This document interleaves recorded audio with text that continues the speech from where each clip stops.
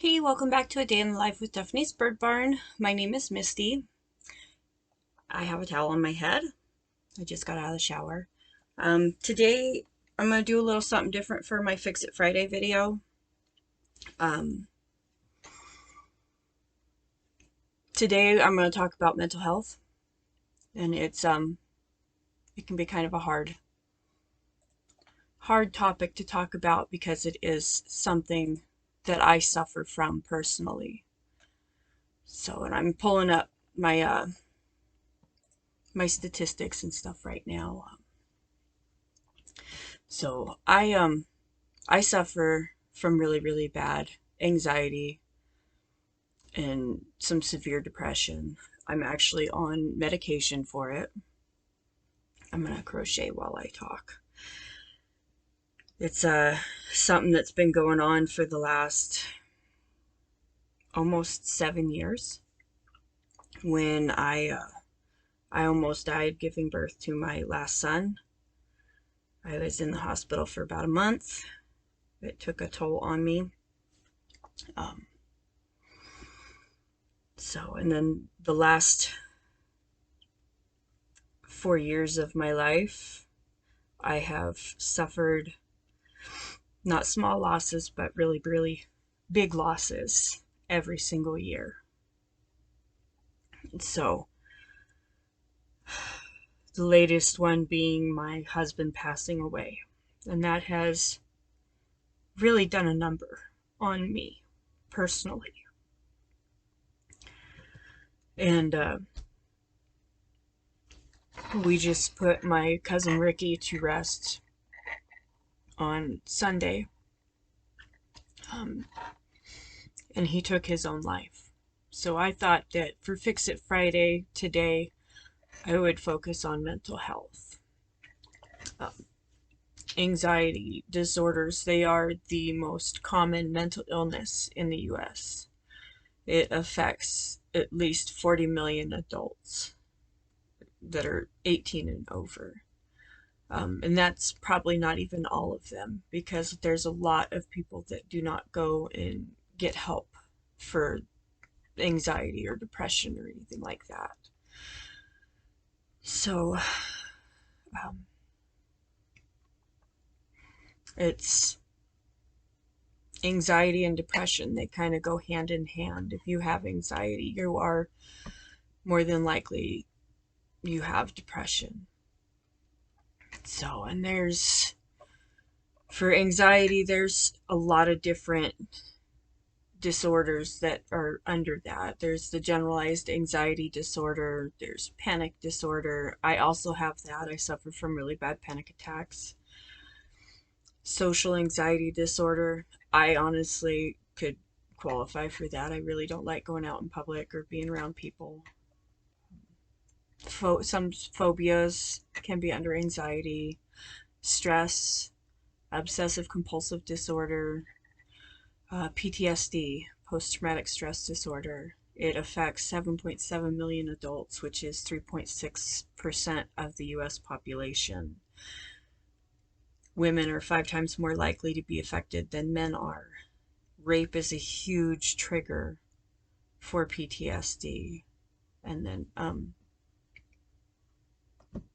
childhood sexual abuse is it's a good strong predictor of a lifetime likelihood of having PTSD. There are other related illnesses that are co-occur with anxiety. Some adult ADHD, bipolar, body dysmorphic disorder, eating disorders, fibromyalgia, headaches. I have a lot of headaches. Irritable bowel syndrome. When my anxiety level's too high, I suffer from that. Sleep disorders. I have sleep disorders. Stress. Substance abuse. That is one I do not have. So,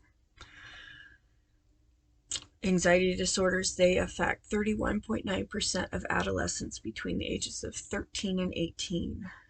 Untreated teenagers with anxiety disorders, they are at higher risk to perform poorly in school. They miss out on important social experiences, and they will tend to engage in substance abuse. And then they also have quite a few of the illnesses that co-occur with anxiety. So older adults, it's common among older adults. It's as common for them as it is for younger people, children, younger adults. The general anxiety disorder, that is the most common anxiety disorder that's diagnosed. Some treatment options you can do, like therapy. There's medication. I've done therapy. I'm on medication. I am getting ready to start back up in therapy because I feel that it is needed. There's complementary and alternative treatments, transcranial magnetic stimulation. And I'll post the links to the websites where I'm getting these statistics from.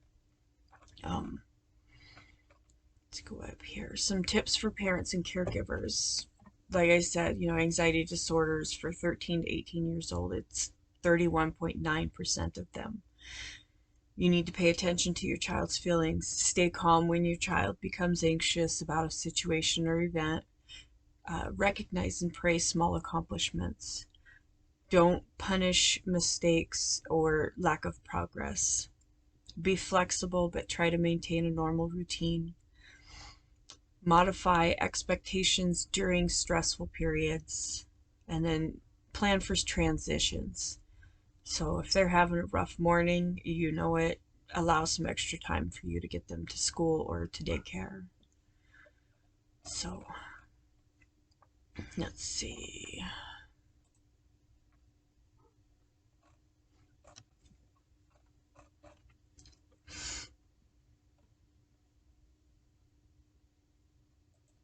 I also did some research on like depression and suicide. So suicide rates, they've been falling globally, but they've been rising in the US. It stands right now at 14.2 deaths per 100,000 people. Since 1999, the suicide rate's risen 35%. And since 2006, the rate it's been accelerating and increasing every year. So the U.S. National Center for Health Statistics, it reports that for females, suicide is most likely to occur between the ages of 45 and 64. Among males, the peak age is 75 and above. That's not always the situation. My cousin Ricky was, I think, 3 or 4 years younger than me, and I'll be turning 38 here in about 11 days. So,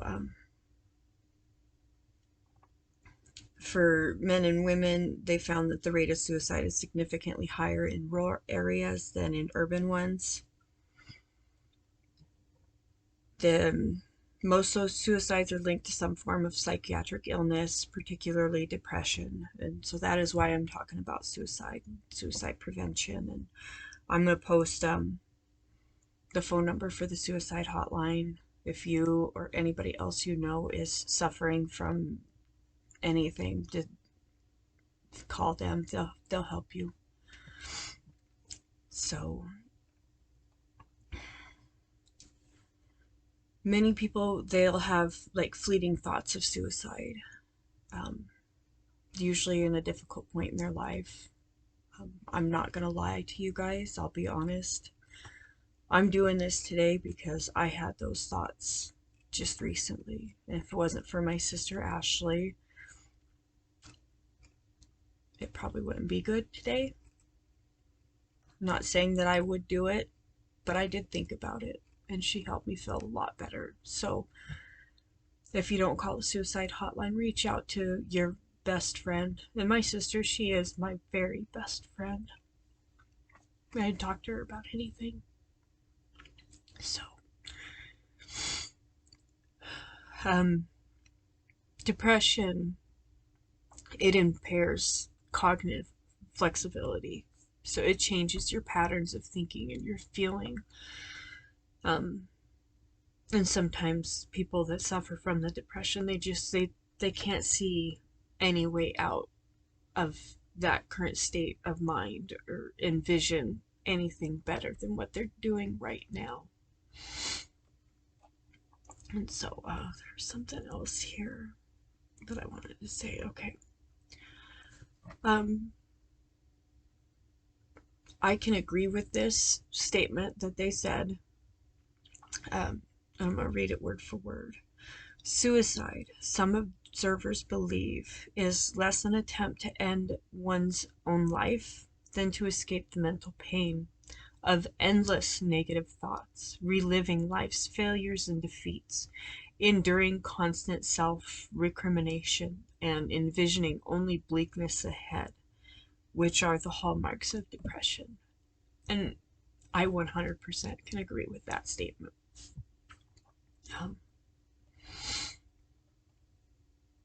So about 60% of people who kill themselves, they have a mood disorder. And chances are that it is most likely that it's something that they can have treatment for.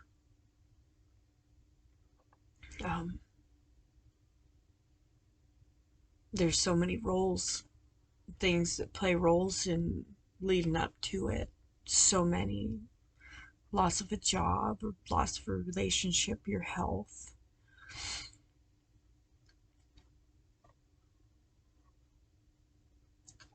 Among the people that do get hospitalized for depression because of suicidal thoughts or an attempt, 6% of those eventually do take their own lives. And it's sad. So, rejection is hard when you have depression. It's hard when you have anxiety. Silence of friends, social shunning, those are the harshest experiences.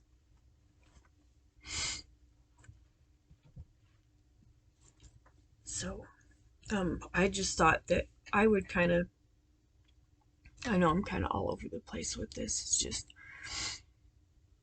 I'm better, but at the same time, I'm not at 100% yet.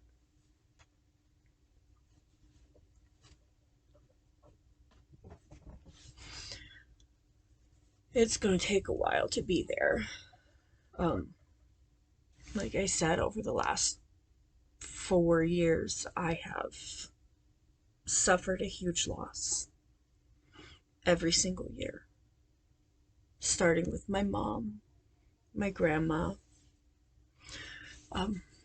my emotional support dog, my husband.